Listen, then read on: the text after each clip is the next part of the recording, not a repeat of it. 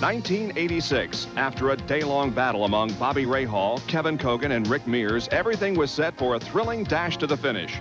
On lap 194, with Cogan in the lead, Ari Lyondike crashed in turn 4, and it looked as if the race would end under yellow.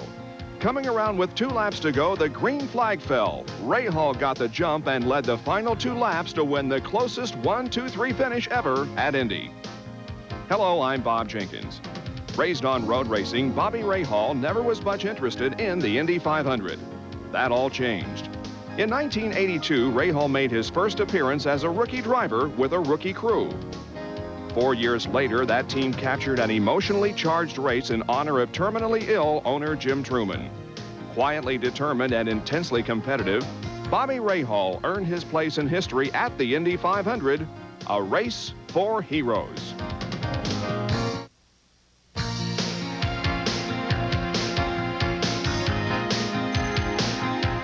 Bobby Rahal grew up in the suburbs of Chicago with a father who raced sports cars as a part-time hobby. Bobby was, of course, aiding and abetting this aberration. He was a confirmed enthusiast, and I can tell you that at a very early age, he was a walking encyclopedia on motor racing. And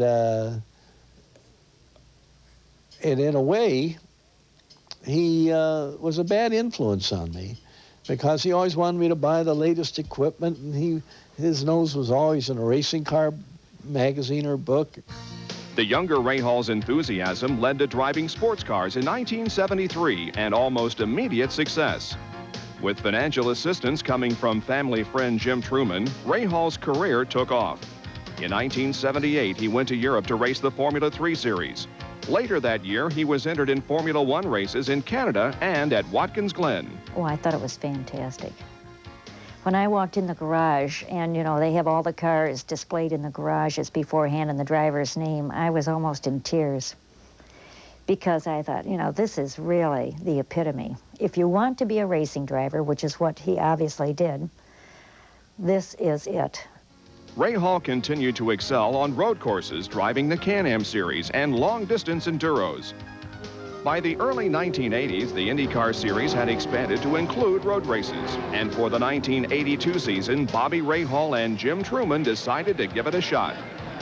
Indianapolis can be a tough place for a rookie driver, and even tougher if his team has never experienced the month of May at the famous Speedway. The first time it really hit me was when I went there for rookie orientation. And what hit me was just the size of the place. You know, then there was nobody there. It was a very cold day. In fact, I think it snowed. You know, the weekend we were there. It was just a sort of a lousy time, you know, lousy introduction just from a weather standpoint to the Speedway. But you know, basically, just the size of the facility itself flabbergasted me, I suppose. And of course, when you fill it with people, it does it again, even more so, I suppose. So it probably exceeded every idea I had because I wasn't really sure what to think, other than you knew that as an American, it was the event in a racing driver's life. 1979 winner Rick Mears blazed his way to the pole, setting new track records with his 207-mile-per-hour average. Rahal couldn't match the speeds posted by the frontrunners, but he did make the field on the first day of qualifications. He would start 17th. The distractions of race day at Indy are many, and in 1982 there was additional excitement when Kevin Cogan started a small chain reaction just before the start. Rahal avoided contact and was ready to race when the green flag was finally dropped. Rahal ran steadily as an unusually high number of cars dropped out of contention. With fellow rookie Danny Sullivan out because of a crash, Rahal was the top newcomer late in the race, running 6th when his engine let go in a puff of smoke on lap 174. I think we were pretty realistic that we weren't going, you know, those years. I mean, the PC-10 was an awfully good car that year, and I mean, there was no way I was going to run with Mears just from an experience standpoint, if nothing else. The car was better. You know, we were still learning our way, as I say. So I don't think there was anybody who gave it a second's thought that we had a chance of winning. We were just looking to do a respectable job and get experience. Disappointment, but a sense of relief, I think, because, you know, both of us, all of us, even Jim, realised that, yes, somebody won this race. It was gaudy, but we can see that opportunity. We know we're not going to get there next year, but the goal that we set ourselves of winning that race, I think we could see after 82, it's realistic. When Rahal returned to Indy in 1983, he was looked upon with well-earned respect. Closing the 82 season with wins at Cleveland and Michigan, Rahal finished second to Rick Mears for the national title.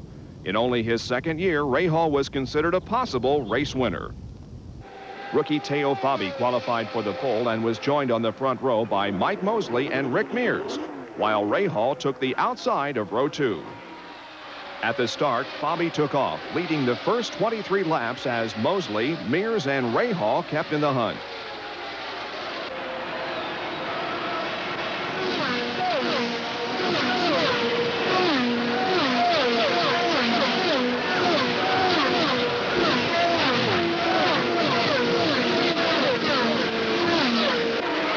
On lap 28, as Rahal prepared to pass, Patrick Bedard hit the outside wall exiting turn 4. It was close, but Rahal managed to get by without making contact. Under the caution caused by Roger Mears' mishap, Rahal was right behind leader Al Unser when the green flag fell. As Unser focused on lapping Mario Andretti, Rahal blew by to take the lead. Rahal was running well, but this wouldn't be his year. After losing several positions from a lengthy pit stop, Rahal finally dropped out at 110 laps. When I drop out of a race, it doesn't do me any good to cry and moan about it, because it's not like I have a monopoly on all the disappointment. You know, I mean, the crew feels just as bad as I do, or various people around me feel just as badly as I do, and the worst thing I could do is get out of a car and moan. That doesn't do anybody any good. I think I'm also a realist, and I understand that there's a 50-50 chance. You're going to finish or you aren't going to finish. And it's disappointing, no question about it, but you got to be a realist, and it doesn't do any good. So I think when I got out of there, if there was nothing else, there was a satisfaction, as you say, that, okay, we've led this thing. As practice began in 1984, Bobby Rahal looked like a sure bet to challenge for the pole. But as the month wore on, problems developed, and Rahal struggled. Not able to find the proper setup, he qualified 18th. Practice problems aside, Rahal's car ran fairly well on race day when it wasn't running out of fuel. Again, did not qualify well, even though we've been one of the quickest all month. In the race, though, we ran very strongly, but I ran out of fuel twice, you know, and it's awfully hard to finish well when you run out of fuel twice. Despite the problems, Rahal salvaged a 7th place finish. He would come back strong in 1985.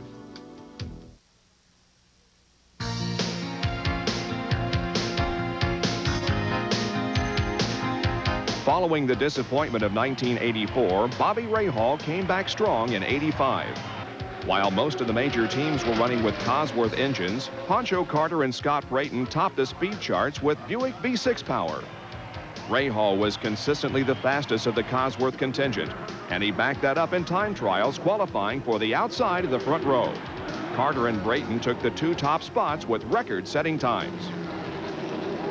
Carter and Brayton were fastest in qualifications, but it was Rahal getting the good early jump. As far as I was concerned on the start, though, I just wanted to, you know, I didn't jump the start, in my estimation.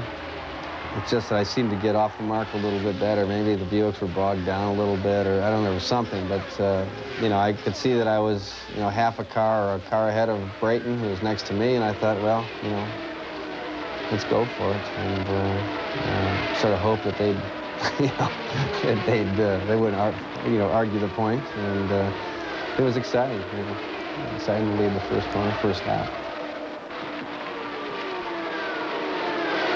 Rahal led the first 14 laps at a record-setting pace. But after a lap 15 pit stop, he dropped a second behind Mario Andretti. Mechanical problems forced him even further back before he dropped out on lap 84. Danny Sullivan, a member of Rahal's rookie class of 1982, survived a spin to win the race by 2.5 seconds over Mario Andretti.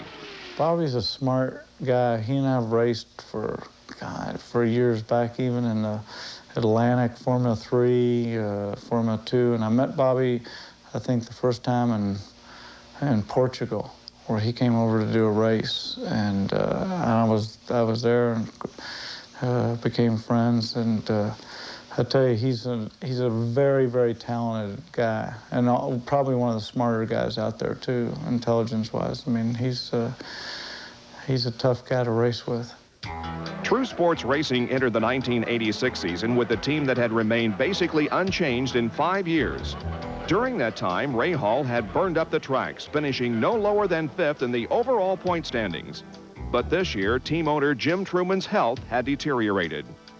Pretty obvious that we had all gone to a golf thing, I guess, in February, and that's when it first started to really show. And you know, no matter all the bravado on his part and all the belief on your part that he was going to get through it, it was becoming fairly obvious that, you know, it was not looking too good. Rahal and his crew were able to make the best of the situation, qualifying 4th behind a first row of pole sitter Rick Mears, defending Indy winner Danny Sullivan, and Michael Andretti. After weeks of preparation, race day becomes an exciting mix of anticipation, anxiety, and last-minute preparation. This year, it also became a study in frustration, as steady rainfall caused a 1-week delay in running the race. And Jim Truman was not faring any better. It was obvious to all of us that were close to him that he wasn't going to be around next year. So I think the rain delay made it even tougher for all of us, and thinking that, boy, let's get this thing over, we've got to win it. The following week, it was business as usual at the Speedway. The bands played, the celebrities made their appearances, and an enthusiastic crowd signaled their appreciation as those famous 4 words rang out from the public address.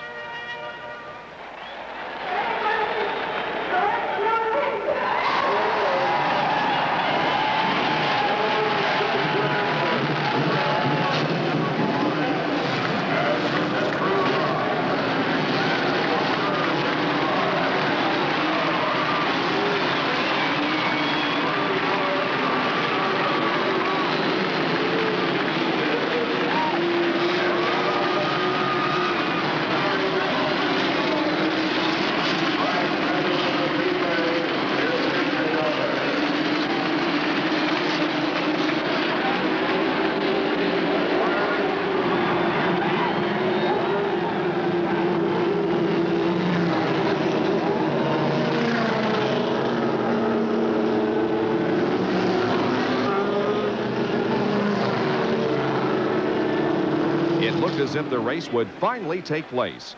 But coming out of turn 2 on the parade lap, 1983 winner Tom Sneva suddenly veered into the inside guardrail. The race would be delayed again.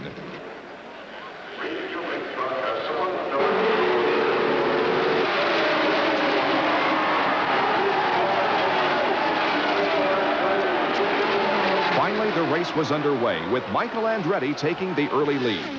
Andretti led the first 42 laps, but dropped back as Kevin Cogan, Rick Mears, and Bobby Rahal turned it into a 3-man race. After all the delays, the race was moving at a record pace. By the halfway point, Rahal was in the lead, averaging just above 176 miles an hour. But Mears and Cogan were still very much in contention. On lap 132, Rich Vogler brought out the caution lights to slow the pace down.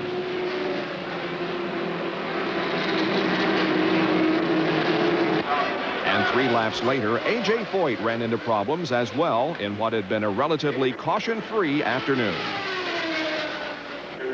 Following the Vogler and Foyt mishaps, Rick Mears took control, continuing to run at record speeds. Still, he could not pull away from Rahal and Cogan. Coming down the backstretch on lap 187, the 3 leaders came up on Michael Andretti and Randy Lanier. Andretti passed Lanier to avoid being lapped, while Rahal caught Mears for the lead. But Rahal couldn't pass Lanier going into turn 3. Coming down the main straightaway, Kogan passed Mears, then dove low to pass Rahal going into turn 1 for the lead. Rahal remained close, but he was running out of fuel. It was Jim Truman who made the big decision. He could hardly talk. Literally, his voice was just about gone. But I remember when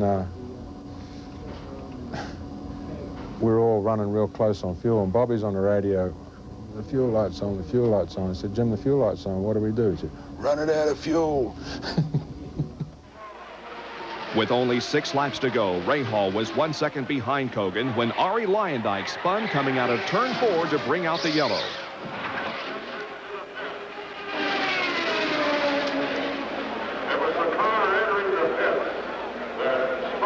It looked as if the race would end under caution, but remarkably the track was cleared for the finish. And Rahal, able to conserve fuel under the yellow, was ready to make a run. Sometimes a restart is to the advantage of the guy in second, because you not only can you judge yourself according to the guy who's starting a thing, but you can get a draft off him. And at a place like Indy, that can have a big effect. On the restart, Rahal made his move, passing Kogan going into turn 1.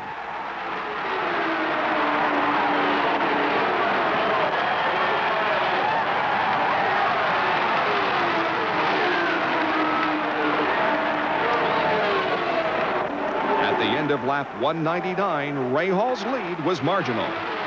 We had run, I think our best had been somewhere around 2:04 during the race. But remember your light tanks, and you know, you also realize very quickly that this is the last lap of the Indy 500, and you are leading it, and there are 2 people right behind you who don't want you to lead it. So you, as I say, you make damn sure if you're going to drive a lap right, you make sure that's the one. But running the fastest lap ever in competition, Rahal stretched his lead and took the checkered flag to win the closest 1-2-3 finish in Indy history. It was an emotional win for true sports racing. I said to somebody the other day, and I think if there's a final feel about that whole year, it was that not many times in anyone's life can someone make someone else's dream come true. And that day we were able to do that for Jim. And I think that's pretty neat. Jim Truman was too sick to participate in any of the post-race hoopla. He did pose for photos, but was unable to ride in a Columbus, Ohio parade honoring the team. Sadly, he passed away 11 days after the race.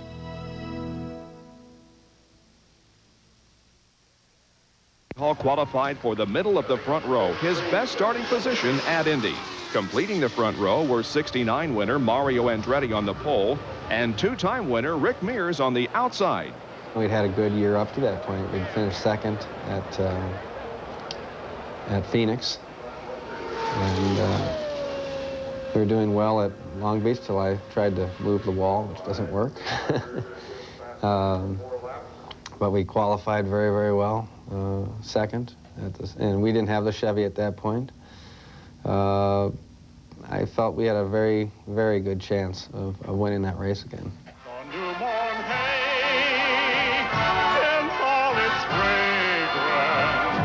Through the fields I used to roam, when I dream about the moonlight on the water,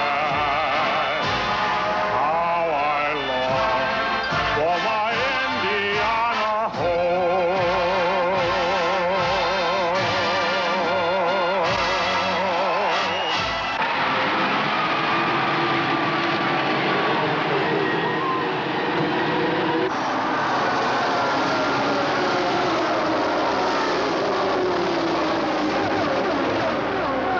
At the start, Rahal played conservative, content to run third going into turn 1.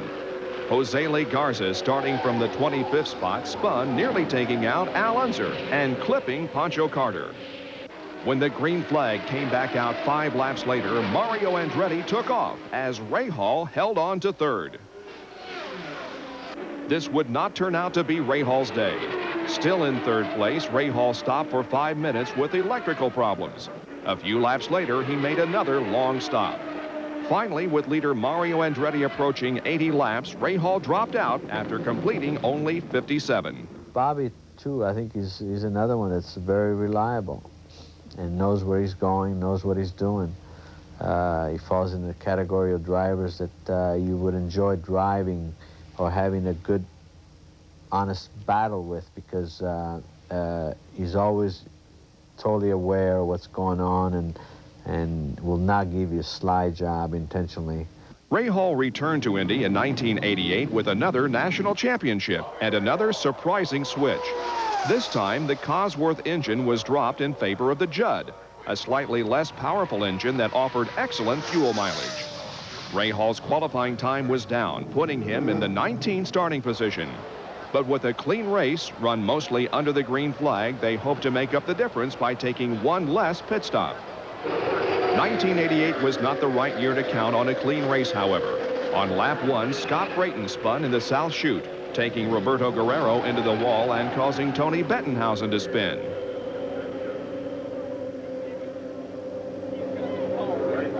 On lap 30, Teo Fabi lost a wheel exiting the pits.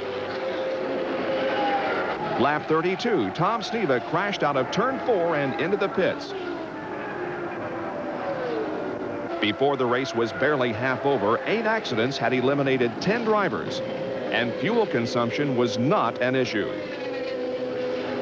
Limited in horsepower and his strategy not playing out, Rahal still managed to work through the pack.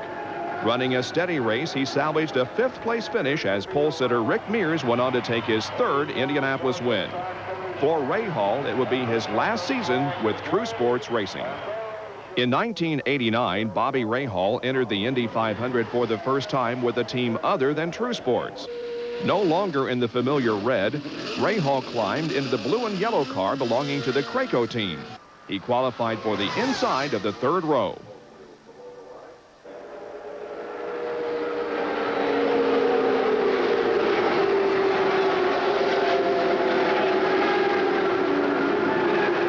Again, Rahal did not go for the early jump, moving up 1 position and holding steady.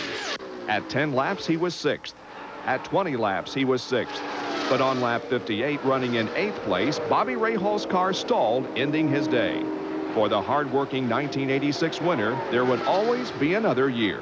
I still feel I have a lot to achieve in racing, a lot to prove in racing. I think just because I've won Indy once, that, you know, that it doesn't release me of an obligation to be the best, or try to be the best. And hopefully that means we'll win Indy again and the championship again.